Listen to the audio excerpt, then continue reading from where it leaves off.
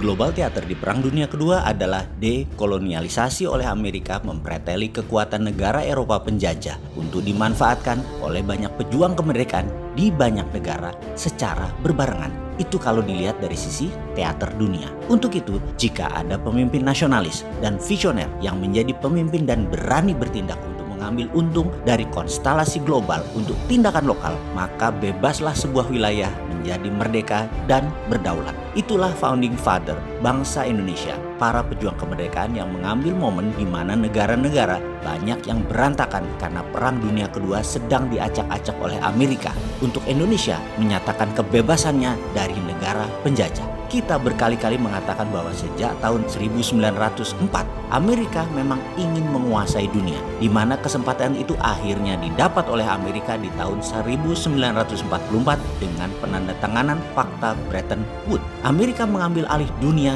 yang salah satu caranya adalah memiskinkan Eropa dengan mengatasnamakan human right. Negara-negara jajahan mereka dimerdekakan dan itu namanya dekolonialisasi. Ada lebih 50 negara baru hadir di sekitar tahun 1945 sampai 1965, terutama negara bekas jajahan negara Eropa. Skenario ini sekali lagi namanya dekolonialisasi, membuat Eropa menjadi negara produsen namun tidak menjajah lagi, tidak terlalu powerful lagi, kecuali Inggris yang sekutunya Amerika yang diizinkan menciptakan Commonwealth atas negara jajahannya. Dengan demokrasi ditegakkan, maka Amerika dengan gampang mengendalikan negara-negara baru tadi sebagai extended quasi teritori dari Amerika. Mulai dari negara sekutu atau aliansi Amerika, negara teman atau friend Amerika, dan sekali lagi Amerika membeda-bedakan perlakuan di setiap negara jajahan yang baru merdeka tadi menjadi tergantung grand plan Amerika.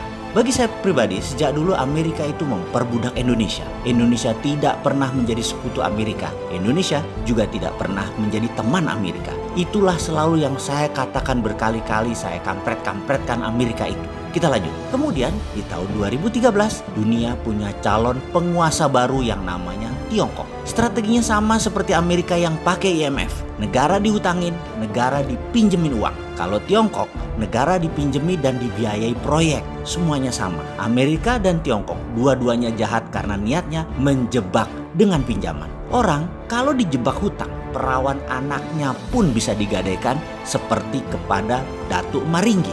Awalnya sang Datuk Maringgi baik-baik datangnya. Lalu melihat kemolekan dan kecantikan Siti Nurbaya. Alamak, cantik nian ini cewek. Syahwatnya naik, hasratnya menyala, maka gelontoran materi mulai dialirkan ke sang ayah bunda. Terpesona harta, mereka lupa bahwa mereka tidak punya kepandaian mengelola uang, tidak pandai berdagang, tidak pandai bertani. Uang dipakai untuk kebutuhan konsumsi, sampai tibalah kewajiban datang menanti. Ayah bunda tak kuasa membayar. Mata Datuk Maringgi menatap tajam Siti Nurbaya. Hutang mau lunas, gadis manis dipinta Maringgi. Kedua orang tua Siti Nurbaya menunduk pasrah. Mereka orang tua tak tahu malu, tak punya hati. Anak sendiri digadai karena materi. Maringgi pasang jebakan hutang. Ilmu Maringgi ditiru IMF. Ilmu Maringgi dikopi obor Tiongkok. Siapa anak gadis yang tergadai itu kalau kita bayangkan Siti Nurbaya itu negara kita? Adakah pahlawan Samsul Bahri, pujaan hati Siti Nurbaya kali ini bisa menyelamatkan kekasihnya? Atau keberhasilan Datuk Maringgi bukan saja mengambil buah hatinya tapi juga berhasil meracun dan membunuh gadis cantik terulang lagi? Cerita ini mungkin dongeng rakyat sebelum tidur,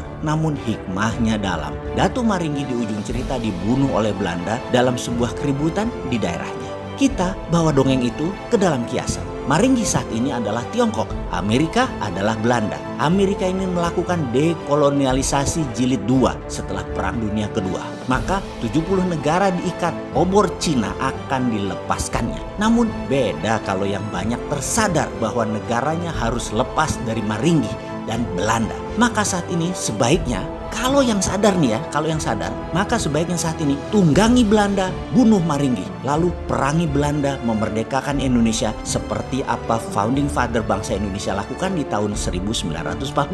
Sayangnya, sekarang banyak pejabat yang belum sadar siapa Datuk Maringgi itu dan belum punya strategi bagaimana menggunakan kekuatan Belanda untuk tebas Maringgi, lalu bersama rakyat usir Belandanya. Semoga paham.